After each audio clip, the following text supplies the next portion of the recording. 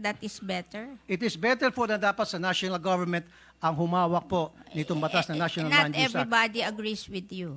Well, not everybody Ako, agrees I with you don't as well, ma'am. agree. Alam nyo, Maybe you sinasabi don't ko agree nga sa because- kanila, ako, because- I'm a daughter of a mayor. Session suspended for 1 minute. Kung yan po yung inyong premise, bakit hindi lang po natin tulungan itong mga maliit na farmers, bigyan na lang po sila ng puhunan para magkaroon po sila ng maging mechanized na po yung kanilang farming Binibigyan style. po. Well, Oo, then instead na bibilin binibigyan po yung po. kanilang mga lupa, pabayaan na lang po natin sila na isaka yung kanilang lupain at Meron tutulungan po. na lang po sila Meron po. na para Meron hindi na po po. ma-convert yung kanila pong mga farm into subdivision, into commercial area, and what have you.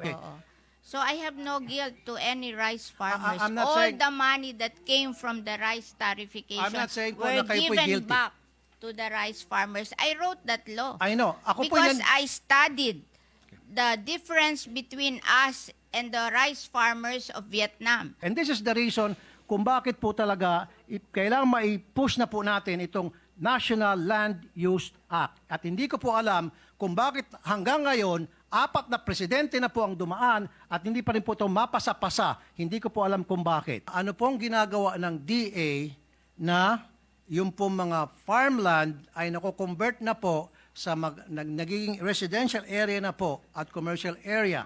Po I yan. don't feel any guilt to the small farmers. All the money that came from the rice tarification law were given to the small farmers owning 2 hectares and below. So how do we identify those small farmers? They po have a list. Do you have po a list? They So have paano a po ninyo list. pinipili ng DA? No, they have paano, a list. I know po. Paano po pinipili kung sino po ang maging recipient 2 nitong hectares and pera below. na galing po sa rice tarification? How mga farmland po doon na na-convert na po? Kawayan is a city. Regardless, ang pinag-usapan My po God, natin, yung mga if, farmland po na na-convert na po sa isang subdivision o commercial. But they allow that in cities and They capital allow that. towns. Kaya nga po, They allow alam conversion ko nga in po. cities and capital towns because if they buy your land, they buy it expensive and you can reinvest the money and you will make more money than planting on those lands. I remember we have, when I was young, we have a big chicken farm in Muntinlupa. But Muntinlupa became a 60. So we finally developed our chicken farm because it is 8 hectares. We will make more money than in farming. So it's an investment decision for these people. If somebody will buy your land at a bigger amount, maybe you can sell it and buy another land that is cheaper somewhere else and build your farm there. Hindi po ganun nangyari, I think ma'am, eh. it's the thinking of you have to understand agriculture as a business also. I'm That not a if businessman, you have but I can understand agriculture opportunity po, ma'am. to sell your land at a higher price and be able to buy a bigger piece of land with that same money in less prime places, then you will do it. Kaya nga po, It's ito na- pong tanong ko po sa ating mga taga-DA. Ano po ang ginagawa nila sa ganitong nangyaring masamang sistema na paliit po ang ating farmland? Sorry po, madam ha. Yeah. Na hindi lang po sa Kawayan, sa Isabela, kundi sa I marami tend pong to mga probinsya disagree with you. na marami na pong mga subdivision na nagsilipa na. Where will the people live if you don't build subdivision? Marami po mga lugar na pwede pong pagtayuan ng subdivision. Huwag lang po i-take over yung mga farms. Kasi nga po, kuminsan yung mga farmers, dahil sila po yung naghihikaos, they're being taken advantage of. No. Lalo na po meron tinatawag na rice tarification. So mura po yung mga bigas na dumarating dito, they cannot compete. And then papasok po ito mga negosyante at mag-o-offer ng pera para bilhin ng kanilang mga lupain. Of course, walang choice po yung mga farmers kung hindi ibenta na lang kanilang lupa sapagkat meron na po tinatawag na rice tarification. I wrote the rice tarification kayo po ba yun? law. You know, we wrote that rice tarification law because in 2018, the price of rice rose to almost 50 to 60 pesos per kilo. And that is the only time President Duterte became unpopular because rice is a political crop. When nagmamahal ang rice, nagiging unpopular ang president.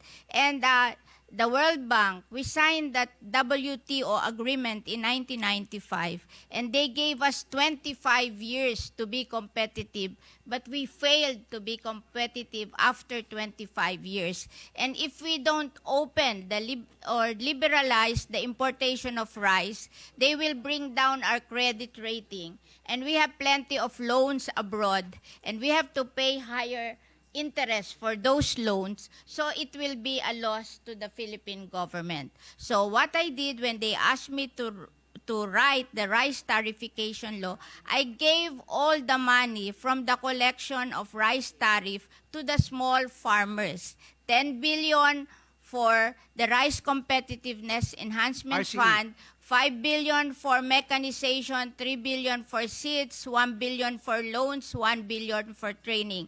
And anything above 10 billion that was collected, it was given to the rice farmers owning 2 hectares and below, 5,000 each, 1.6 million farmers. So that is 8 billion. So a total of 18 billion, which is the collection of the rice tariffication law na rice tariff. Alam ko po I yan. don't feel any guilt to the small farmers. All the money that came from the rice tariffication law were given to the small farmers owning 2 hectares and below. So how do we identify those small farmers? They have a list. Do you have po a list? They So have paano a po ninyo list. pinipili ng DA? No, they have paano, a list. I know po. Paano po pinipili kung sino po ang maging recipient 2 nitong hectares and pera below. na galing po sa rice tariffication?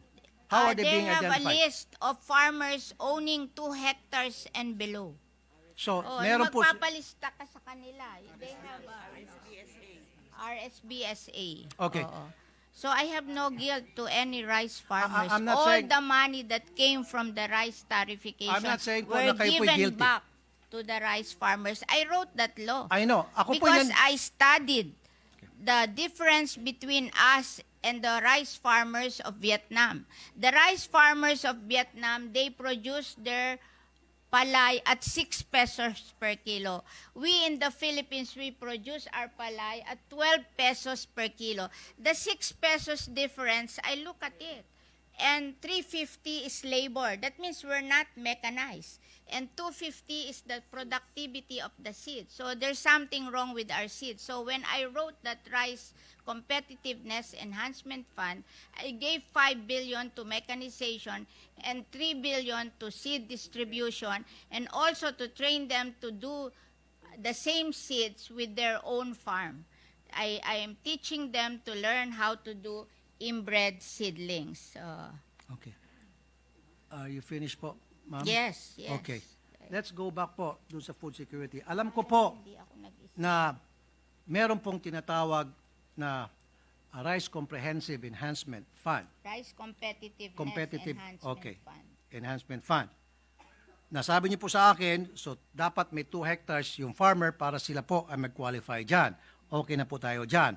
However, hindi pa rin po talaga tunay na nasasagot yung pong katanungan ko po na ano pong ginagawa ng DA na yung pong mga farmland ay nako-convert na po sa nagiging residential area na po at commercial area. We need the residential area and the commercial area to improve the quality of lives of our people. Ang alam nyo, it's not the amount of farmlands.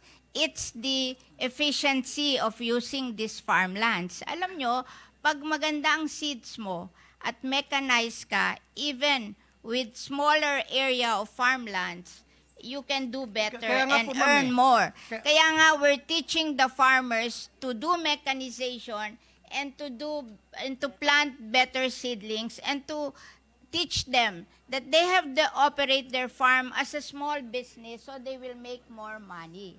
You know, hindi naman ito como maliit ang lupa mo. Kaya we're organizing them into cooperatives para may economies of scale sila. Kasi kung 2 hectares kayo, mag-organize kayo, 30 farmer, then you have 60 hectares. And then you mechanize, hindi ka matatapos sa palay. Bibigyan ka ng PhilMec ng ano tawag dito, dryer and milling. So ang production mo hindi na palay na babarating ka ng middleman, kundi mapoproduce mo na hanggang rice. Tapos because you are a cooperative, you have economies of scale, you can go to the supermarket directly and sell your rice to them, you will make more money. Okay. Oo. So it's not the amount of land, it's the model. We have to change the model of our agriculture agree. because there is something wrong Yes. with our model of Okay. agriculture. Now, sinasabi niyo po kanina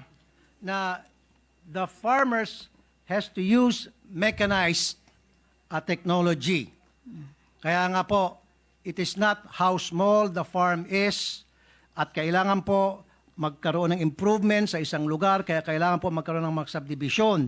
So, kung yan po yung inyong premise, bakit hindi lang po natin tulungan itong mga maliit na farmers, bigyan na lang po sila ng puhunan para magkaroon po sila ng maging mechanized na po yung kanilang farming Binibigyan style. po. Well, Oo, then instead na bibilin binibigyan po yung po. kanilang mga lupa, pabayaan na lang po natin sila na isaka yung kanilang lupain at Meron tutulungan po. na lang po sila Meron po. na para Meron hindi na po po. ma-convert yung kanila pong mga farm into subdivision, into commercial area, and what have you. And this is the reason kung bakit po talaga kailangan mai-push na po natin itong National Land Use Act. At hindi ko po alam kung bakit hanggang ngayon, 4 na presidente na po ang dumaan at hindi pa rin po ito mapasa-pasa. Hindi ko po alam kung bakit. Your guess Alam is as nyo, good as mine. Yung Land Use Act, lahat po ng local government, may land use plan na sila. Nagpagawa na sila ng land use plan. The power of determining the implementation of the land use is with the local government. Why will you will remove it from the local government and transfer it to the national government?